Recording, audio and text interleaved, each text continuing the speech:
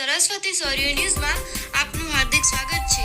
ગુજરાત રાજ્યના આજે રજૂ થયેલ નાણાકીય વર્ષ 2026-27 માટેના અંદાજપત્રને માનનીય વડાપ્રધાન શ્રી નરેન્દ્રભાઈ મોદીના માર્ગદર્શનમાં ગુજરાતના ગતિમાન વિકાસ માટેનું વિકસિત ગુજરાત બજેટ ગણાવતા મુખ્યમંત્રી શ્રી ભૂપેન્દ્રભાઈ પટેલ અડગ નેતૃત્વ અવિરત વિકાસ।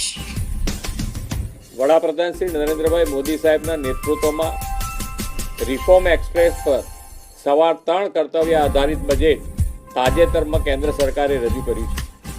ગુજરાત વડાપ્રધાનશ્રીના દરેક સંકલ્પોને સાકાર કરવામાં તેમના જ દિશાદર્શનમાં અવિરત વિકાસથી અગ્રેસર રહેતું રાજ્ય છે।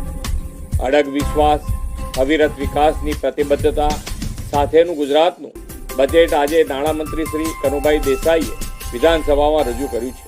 આ બજેટ કોઈ પણ નવા કરવેરાનું ભારણ નાખ્યા વગર રાજ્યની અવિરત વિકાસ યાત્રાને જનકલ્યાણના અડગ વિશ્વાસથી આગળ ધપાવનારું છે।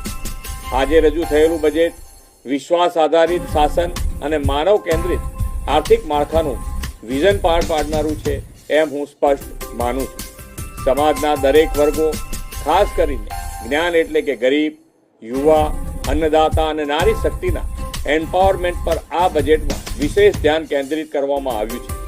2026-27ના બજેટનું કદ 4,08,000 કરોડનું છે, એટલે કે ગયા વર્ષ કરતાં 10.2% વધારાનું આ બજેટ સાઇઝ થઈ છે। બજેટના કુલ ખર્ચના 65% વિકાસલક્ષી ખર્ચ માટે ફાળવ્યા છે। એટલું જ નહીં, સામાજિક સુરક્ષા, માનવ સંસાધન વિકાસ, માળખાકીય સુવિધાઓ તથા આર્થિક વિકાસ અને ગ્રીન ગ્રોથ એમ 5 સ્તંભ પર આધારિત આ બજેટ છે। Education, sports, art and culture માટે 20% એટલે કે 64,000 કરોડથી વધુ રૂપિયા ફાળવ્યા છે।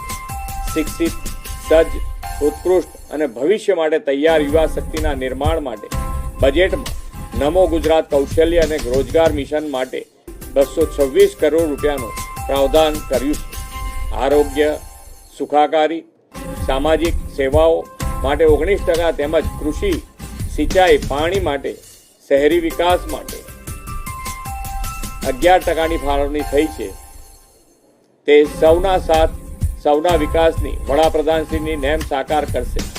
આ વર્ષે કેપિટલ એક્સપેન્ડિચર માટે 39% રકમ ફાળવવામાં આવી છે। તેનાથી સતત, અવિરત અને ગતિશીલ વિકાસની ગતિ પ્રુડન્ટ ફાઇનાન્શિયલ મેનેજમેન્ટને કારણે વધુ તીવ્ર બનશે। વડાપ્રધાન શ્રી મોદી સાહેબે ગ્રીન ગ્રોથ માટે કરેલા આહવાનને ઝીલી લઈને આ વર્ષના બજેટમાં 15,000 કરોડથી વધુની રકમ ગ્રીન બજેટના ભાગરૂપે ફાળવી છે। શ્રી મોદી સાહેબના આગવા વિઝનના કારણે આજે ગુજરાત ગ્લોબલ ટુરિઝમ મેપ પર ચમક્યું છે। પ્રવાસન ક્ષેત્રને વધુ નવી ઊંચાઈ મળે તે માટે વર્ષ 2026ને ગુજરાત પ્રવાસન વર્ષ તરીકે જાહેર કરીને 6500 કરોડ રૂપિયાની બજેટ જોગવાઈ કરી છે।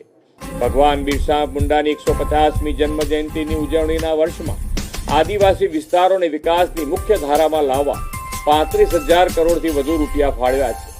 4 આદિવાસી જિલ્લાઓના 18 તાલુકાના 51,480 હેક્ટર વિસ્તારમાં ઉદ્વહન સિંચાઈ યોજનાનું આયોજન પણ કરવામાં આવ્યું છે। આદિવાસી યુવાનોને ઘર આંગણે રોજગાર અવસર માટે આદિવાસી વિસ્તારોમાં 5 નવી GIDC સ્થાપના કરવામાં આવશે। આદરણીય વડાપ્રધાન શ્રી નરેન્દ્રભાઈ મોદી અને કેન્દ્રીય ગૃહ તથા પ્રથમ સહકારિતા મંત્રી શ્રી અમિતભાઈ શાહના પ્રયાસોના પરિણામે અમદાવાદને કોમનવેલ્થ ગેમની યજમાનીનો અવસર મળ્યો છે।